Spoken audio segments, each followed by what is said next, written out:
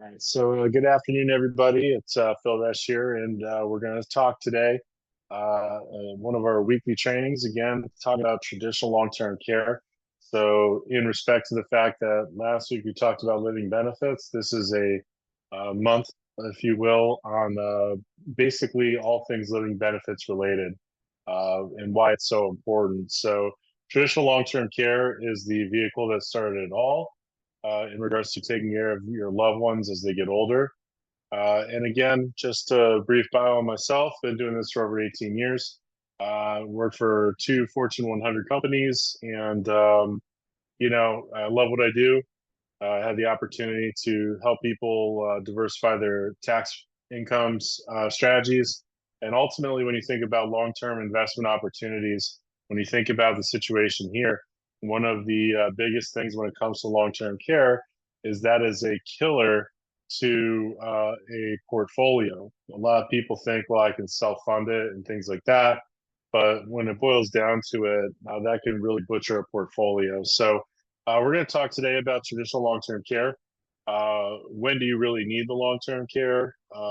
Different types of costs of care, if you will, and available products. So, and really how to understand what your clients may already have purchased. And then in the coming weeks, we'll talk about hybrid products, and then we'll talk about or linked benefit they call them, and then lastly the hybrid products with long-term care riders on life insurance. So, but traditional long-term care, one, you can sell this. It is in your portfolio to sell. And when you think about it, some of the questions that you always ask is, have you had a personal experience? And you can often ask these questions to the client as well, because this will really add into the situation at hand. Um, for example, say when you say who is the patient, who is the caregiver, what was the impact of family on the family's health? What actually paid for that care, and did it impact the finances? These are all great questions you can ask your clients. I know from personal experience, we've had an experience in regards to the long-term care situation. My grandmother, she went into the nursing home, and really the caregiver, even though they had qualified care there, it was Medicaid care, which is not the type of care you're looking for. That's basically the worst type of care you can give, and she was on that. So the caregiver actually became my mother. My mother was the one who helped her out, and then we had the impact on the family's health. So the family's health, you had a situation where my mother felt like she was being taken advantage of.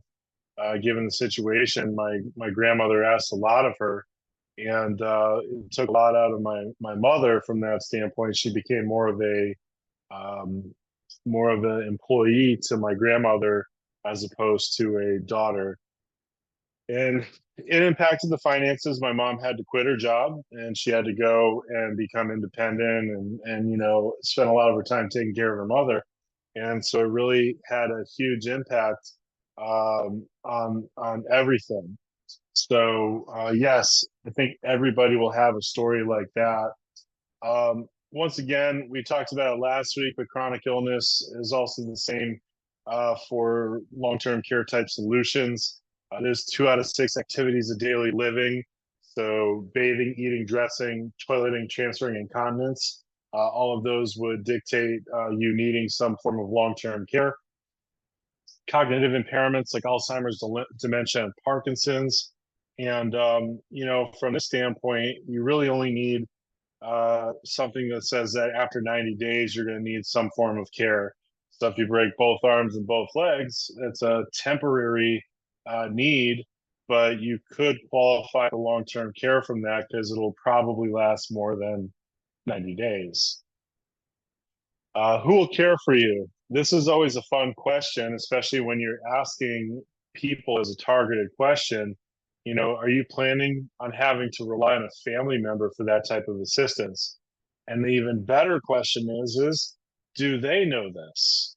A lot of times they don't think about that, but from the standpoint of um, here, like I know for me, when my parents went through what they went through with my grandmother, I told them, we're going to have to get you set up because I'm not that kind of guy to take care of you from that standpoint. Who will care for you? Does your family member work? Do they have children or a family of their own to care for as well? Can they physically lift you, not life you, lift you in and out of a chair, bed, or even a bathtub? And where do they currently live? So if someone lives across the country, like let's say we live in Tennessee, and my person that I need to take care of lives in Connecticut, which they did, we had to find a way to transfer them down here. And so you have to ask these type of questions for that, because at the end of the day, you want to ask yourself, would you prefer your children actually manage your care or actually provide your care? And it sounds like a very targeted question, but it is that for a reason, because this is a very serious matter. More and more people are living longer. It doesn't mean they're living better, but they are living longer. So, who do you want to provide care for? Do you want them to manage your care or provide it? So when you think about consequences, LTC impacts the entire family. It's not just the person needing care. That person will feel probably a little bit ashamed because they can't take care of themselves the way they used to. But you have an entire family that's impacted by that. Family members do provide the majority of informal care. Most of the time, people don't go right to a nursing home. There's care that's taken care of inside of the household. And it requires time, willingness, and most importantly, sacrifice. Like I mentioned before, my mom gave up her full-time job to take care of my grandmother. And the sad part is it really took a physical toll and emotional toll on her as the caregiver. Matter of fact, my grandmother one night asked my mom if she would sing her a bedtime song, and my mom was so mad. She was so mad. She's like, "Oh, just go to bed," and slammed the door behind her, not knowing that those would be the actual last words she would say to her mother. And so, when you think about this, can a dynamic change between a mother and a daughter if there was some form of care there that might have provided a different circumstance? And that's why this is more of an emotional sale. Long-term care is more of an emotional sale, but it's an important sale to have, because when you think about the consequences, it can change a whole family dynamic, and the cost is not cheap. So this is actually a free website that you can use. If you see at the bottom, the footnote, if you will, genworth.com/cost of care. Genworth is a leading company for long-term care policies, or they were. They had so many different long-term care policies that they sold. They're extremely competitive, but they were baking into their price, assuming a lapse rate of about 10%. But less than 1% of people have given up on their long-term care policies because they know they're going to need that type of care. But the one gem that they've really provided, aside from having those policies back in the day, which were also unlimited benefit, they've capped most of them down to usually 2, 3, or 4 year protection periods. But you'll see here that they have a lot of data, and the data on their website can help you figure out what, say, a monthly cost is today. So if you're talking to a 50-year-old, how much it costs today to have home health care, being $5,720, or a private room is $9,700. But if you fast forward 30 years from now, when someone will probably need it, you'll see that monthly cost, again, monthly in a private room, is 23,625. So that's like a CEO executive's type of salary that someone's going to have to pay for long-term care during their later years. And once again, with modern medicine, we just don't know how long that time frame is going to last. So if we look at a case study here, we look at an average time frame where someone will stay in the home before they actually go into a long-term care facility.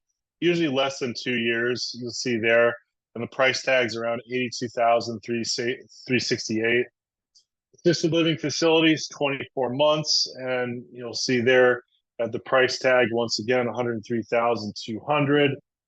Currently, of course, and then nursing home in a semi-private facility, not a full private room, but you're sharing it with someone you don't even know, another 140,000. So total care received over 5 years, you're looking at 325,000, or if you have a married couple, 650,000.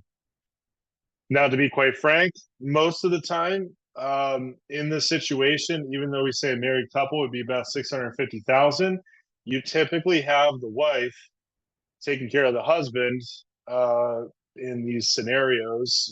Talking about a traditional nuclear family, the wife would take care of the husband, like my grandmother did, until she couldn't do it anymore. Going back to those questions I asked in the beginning, can you lift someone out of a chair, out of bed, out of a bathtub? She couldn't do it anymore. So that's when he had assisted living, and eventually going into the nursing home. And my grandfather didn't even make it 18 months. He only made it 9 months. So when you think about these statistics, a lot of times people forget that at the end of it all, the one who's probably going to need it the most is the wife. So if you had to pick between people, a husband or a wife, a lot of times people will pick the wife because she's going to need it more, given the circumstance of women live longer and they usually take care of their husband, usually using a lot of funds as well to do it. So when we talk about policies today, we're talking again traditional LTC plans. This is like last week when we talked about ABRs or living benefits. That's what you call a safety parachute for someone who hasn't really planned yet for a true long-term care need. This is true long-term care planning. And to kind of step back for a second, when we look at everything that these LTC plans have, I want you to understand something. When it comes to traditional long-term care, or when it comes to not taking it, some people will say, well, I'll save up money and I'll self-fund it. I've had talked to people who were worth 20 or 30 million dollars, and they put 400 grand aside as long-term care. And I said, well, if I could give you a policy where you could spend a fraction of that, shift the risk to an insurance company, and you have the same benefit, would you be interested? Said absolutely. So it doesn't matter how much money you have. If someone can give you a way to provide a better value and it'll cost them less, they're interested. But the big reason why long-term care is important is when you think about people who say, well, I'm going to go on the government plan. The government plan is Medicaid. Okay. That's like welfare for long-term care. The government pays for it, but you have to be impoverished. You have to have no assets to your name. You can only have, I think, $1,000 or $3,000 in the bank. You can have a car, you can have a house, but let's be honest, most people will probably not be able to utilize those if they're going on Medicaid anyway. They probably need some extensive care. So you have to impoverish yourself to get on Medicaid. And once again, as I mentioned already, that people are living longer. The states are coming back and starting to tax the kids. So Pennsylvania was the first state to do it. Someone used so much Medicaid that they actually sent a bill to the kids after the client passed away, or the father passed away. So when we think of Medicaid, that is a plan. It's just a very bad plan to think of as your first line of defense. So when we talk traditional LTC, standalone policies, they provide a pool of dollars. As I mentioned before, covers 2 out of 6 ADLs, guaranteed renewable. So as long as you pay your premium, you'll have coverage. And that's why I said Genworth got in a lot of trouble, because they anticipated 10% of the policies would lapse and less than 1% actually lapse. That's what these policies mean. Now, even though it's guaranteed renewable, they do have the ability to increase the rates. And you would see that coming from a letter that you would get from Genworth or, John Hancock. Transamerica had LTC for a while. MetLife did. You'd get a letter from them saying, hey, come next year or next anniversary, the premium went from $300 a month to $600 a month, or you could pay the same 300 but reduce your benefit. So they give you options. So the guaranteed renewable, you just have to pay the premium, but they can still dictate what the premium is. So you have different types of options that are available. Premium is based on age, health, and features and benefits that you choose. This is kind of interesting because in regards to health, from this side, we think a lot on the life insurance side, a mortality rate, but this is a morbidity rate. So they care more about your actual health. Can you bend over? Have you had surgery on your back? Do you have knee problems? All of those things would dictate whether or not an LTC claim is activated. So in certain situations, some carriers that I work with can give a table 4 a preferred rating because they're probably going to die before they ever use the need. So that's just an interesting thing when you think about long-term care. It is morbidity, not mortality. And so you look at monthly benefit amounts, benefit periods, waiting periods, and things like that. Anytime you modify those, you're going to see either a hike in price or a reduction in price, depending on how long you want to wait. Individuals can deduct premium. Individuals can technically deduct LTC. So you can actually have a deduction for traditional long-term care. You cannot do a deduction for life insurance with a long-term care rider or the hybrid products we'll talk about next week. This is very specific. As you can see, it's combined with other unreimbursed medical expenses are deductible to the extent they exceed 10% of the taxpayer's AGI. So when you think about that, especially say if you're younger trying to get some tax deductions, like, oh, I'll just buy long-term care. It's not the type of deductions you're looking for, just to be quite honest. But can you pay for LTC premiums with an HSA account? Absolutely. Can you pay with a medical savings account? Yes, again. Qualified LTC insurance benefits are tax-free to the extent they do not exceed the greater of the qualified long-term care expenses and a per diem amount. So either or, the per diem amount is currently $410 a day in 2024. So if you exceed that and you can't quantify it as a true long-term care need, then you would be taxed on it.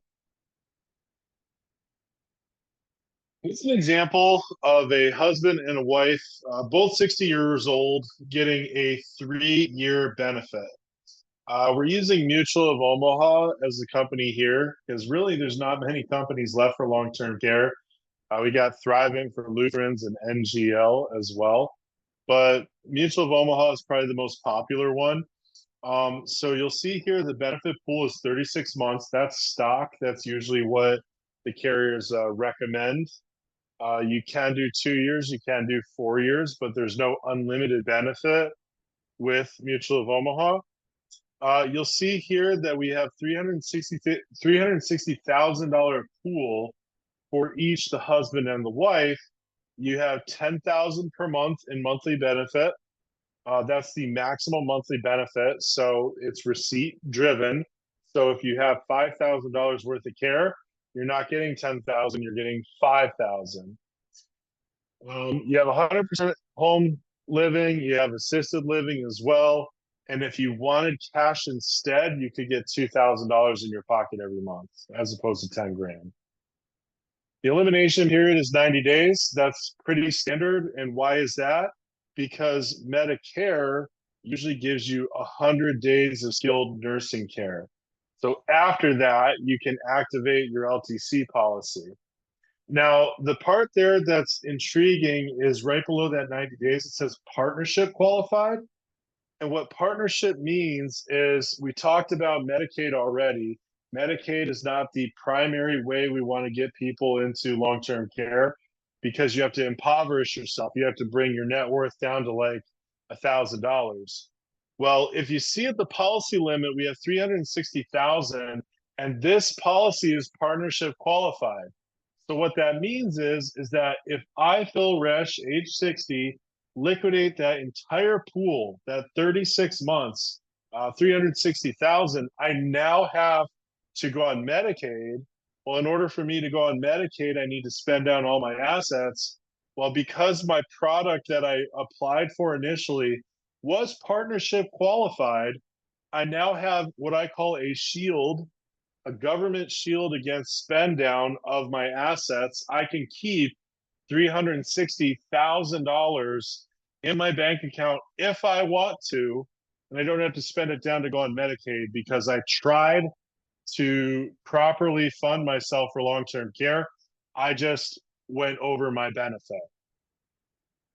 So I'll ask, does that make sense, for those listening? Because, partnership qualified is really the major benefit why people still want traditional long-term care. They have that opportunity to protect themselves against the government spend down in case they have to go on Medicaid after they've liquidated all of their long-term care benefit. Typically, to get a qualified partnership long-term care product, you need to have some form of compounding. So I've added 3% compounding to this quote. And believe it or not, this is the whole quote. There's no ledger, there's no, this, that, and the other. This is it. This is all that you get for a long-term care quote. And as you can see, there's no shared care. So if I go on claim and my wife goes on claim at the same time, we have our own separate policies. She can't access my policy. I did not ask for the return of premium because I didn't feel it was necessary, because I want to show you the most cost-efficient pricing. Now, if you'll see here, Mr. Client, $73.94 a month. That's with a 15% discount because they both applied and they both got preferred. So we brought it down to $62.85. And then what you'll see is Mrs. costs a lot more. I'm sorry, those are the discounts. Excuse me, those are the discounts. So I'm $356 a month, and Mrs. is a lot more. Now, for those of you who don't know, the reason why women cost more, yep, for the first time in insurance, men win when it comes to cost. And the reason why, once again, ladies, you live longer. So because you live longer, there's more of a likelihood you're going to need this type of benefit. That's why I said earlier on, if you guys have clients who are doing kind of a Sophie's choice, they have to pick one or the other. Always go for the wife, given the fact that you guys live longer. Even though it costs more, the price is definitely worth it. You'll see different costs for annual versus monthly, and so it's always going to be cheaper paying month or annual versus monthly. And so, that being said, that's the biggest part about the illustration is the cost and some of the benefits. What you'll see here, when we talk about traditional LTC, they've protected over 9 million Americans and their families. Once again, it's not just about the person getting the protection, it's also about the family, because a lot of times the family has to pitch in to help. It does provide tax-free benefit when you need extended care services, and offers peace of mind and independence. So that's the big thing, especially when you do LTC. A lot of people don't think about it, but you have someone else who's doing care coordination, so you don't have to. Okay, you don't have to find the right spot for your loved ones. They've already picked it out for you. Cost efficient and everything. Helps you protect your retirement and income and assets. So that could be not only for you, but if you think about it, it would protect your loved ones as well. So, for example's sake, If I have to take care of my parents, I'm losing income and assets because I'm taking care of them. This will protect me as the kid, but it'll also protect them, obviously. And freedom to choose where you receive care, so that care coordination to help out, and it preserves the quality of life for you and your, informal caregivers being your family. So, um, okay, I'll answer that, Tiffany. So when we think about the people who would pick these type of things, the three key decisions: where do you want to receive care, who will provide the care, and how will you pay? When you think about the target market, we're about 55 plus year olds, can be single or married, and decent liquidity. So you're not looking for, people who are at the bottom of the barrel because they probably can't afford it anyway. They're probably going to be going on Medicaid anyway. So when we think about it, it's people who have decent liquidity. So question came up, still don't see a benefit of LTC versus having separate insurance policy to leverage ADLs and or cash value to allow more choice and where to live and caregiving. So when you look at, say, a long-term care policy versus a life insurance policy with ADLs on it. So if we went back to last week where we talked about living benefits, ABRs, that's a discounted approach. So say I had $1 million policy, and the company only gave me $200,000, and they gave it to me all in my hand. Well, I just showed you I have a $360,000 benefit, and they're going to basically have care coordination. One of the biggest things that I find interesting about traditional long-term care that a lot of people don't think about is what if you become cognitively impaired?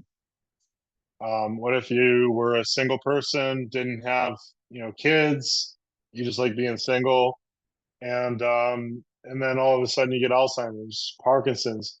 Are you going to know where to cash that $10,000 check that comes in from a chronic illness rider? Are you going to know how to file the claim? Stuff like that. So when we think about it, there are situations where traditional long-term care, where someone else is coordinating it for you, taking care of everything, so it's off your plate, can be a lifesaver for some people. And the cost. So the cost, like I said before, LTC policies are traditionally cheaper to start with. They're The downside is there's no cash accumulation like you would have with like an IUL with, or whole life with a long-term care rider or chronic illness rider. But there's still a lot of this being sold. I think when we talk next week, or like I said before, I might have to push to the week after, but at least next week, we'll talk about hybrid products. There are some carriers out there still offering unlimited benefit on a whole life chassis, but it's just a different animal. So everybody's different in how you react to long-term care.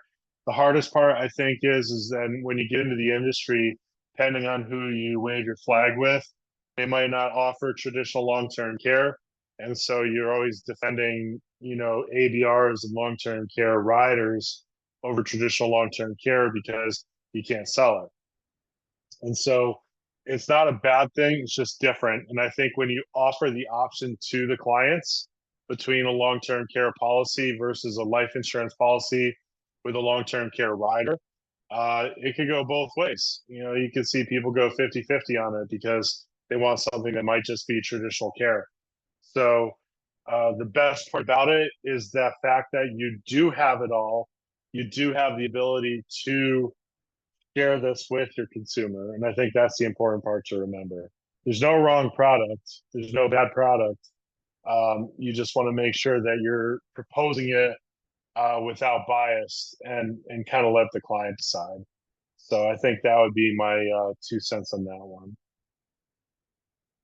So that being said, I don't see any other questions, but what I would say is that, you know, there's a lot of opportunity to have conversations around this type of field. Even doing client seminars about long-term care awareness is a great thing to think about for maybe your target market. If you have people in a community that you want to talk to about long-term care planning, understanding what it is, usually can go hand in hand if you'd like to do Medicare sales, stuff like that. But that would really go hand in hand with the opportunity to really get in front of the right people to talk about this type of solution. And as we talked last week, ABRs alone. This week, traditional long-term care. Next week, hybrid products, and then LTC riders on the life insurance. So plenty more to come. There's a lot to chew on when it comes to this type of care. But once again, keep in perspective that as we get older, there's going to be more and more people who are going to need this type of care. The gray wave is here. It's only getting bigger and needs more and more of our help. So that being said, don't see any other questions. So I will stop the recording now.